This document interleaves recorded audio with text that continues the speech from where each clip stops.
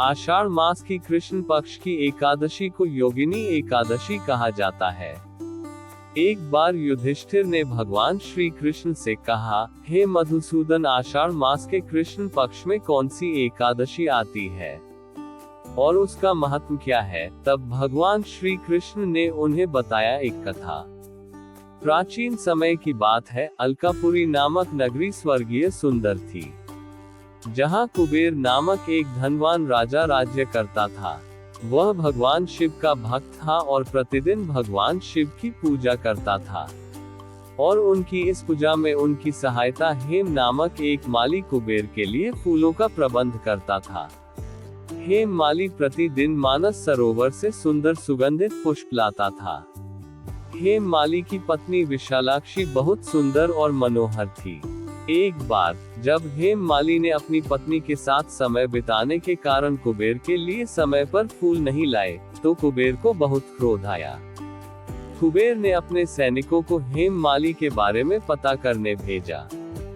जब उसके सैनिकों ने वापस आकर कुबेर को सारी बातें बताई, उधर हेम माली को जब ज्ञात हुआ कि वह तो कुबेर महाराज के लिए अभी तक पुष्प लेकर नहीं गया है, तो वह तुरंत महाराज के पास क्षमा मांगने पहुंचा। तब कुबेर ने हेम माली को श्राप दिया कि वह कोढ़ी बन जाएगा और उसकी पत्नी उससे दूर हो जाएगी।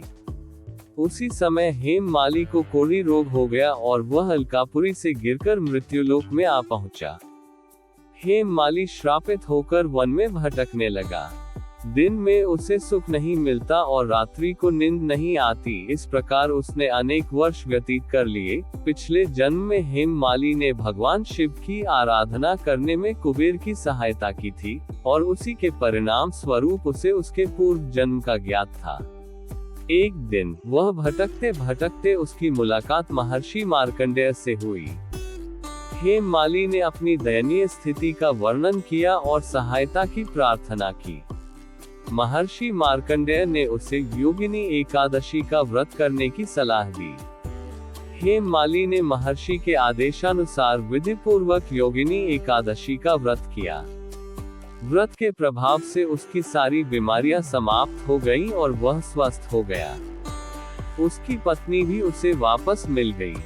तब भगवान श्री कृष्ण ने धर्मराज युधिष्ठिर से कहा कि हे धर्मराज युधिष्ठिर, जो भी आषाढ़ मास की कृष्ण पक्ष की एकादशी को विधि पूर्वक पूजा अर्चना करता है, उसे तो 88,000 ब्राह्मणों को भोजन कराते हैं, तो उससे जो पुण्य फल प्राप्त होता है वह केवल एक योगिनी एकादशी को पालन करने से ही प्राप्त हो जाता है।